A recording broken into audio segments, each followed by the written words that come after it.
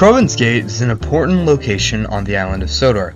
The town is the 9th largest on the island in terms of population.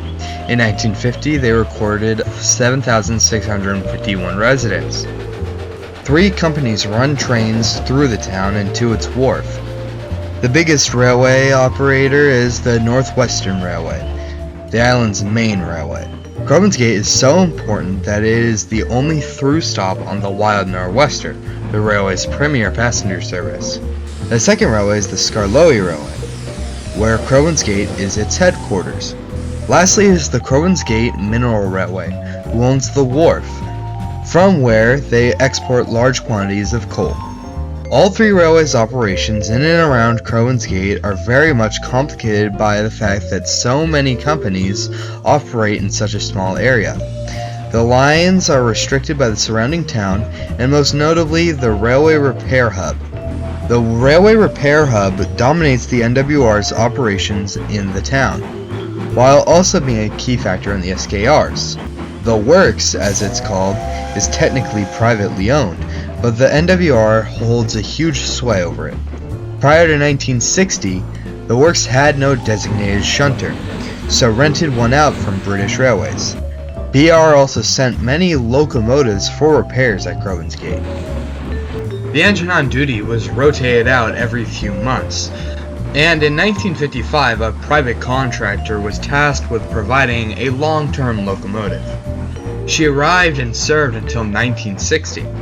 She isn't the only engine contracted at Crovan's Gate. The CGMR is contracted by the NWR to handle all traffic down to the wharf. You see, since the Works dominates the rail side next to the station, trucks needing to be unloaded in the town are sent down to the wharf.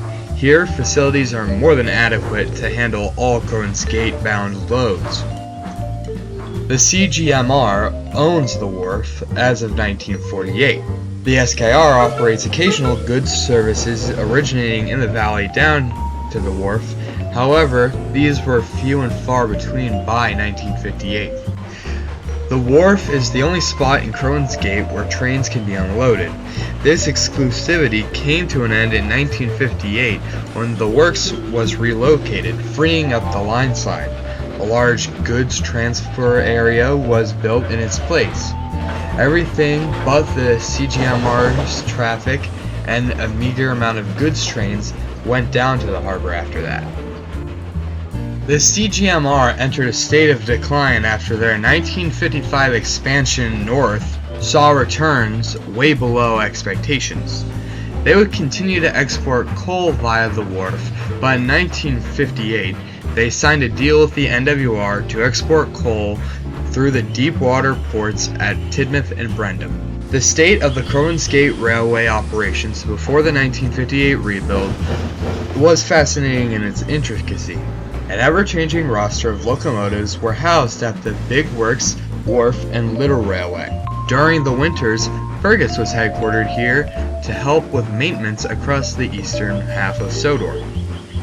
John, the mine engine, was moved to the wharf in 1956 following his mine's closure. He would be sold on to an estate railway on the mainland in 1962.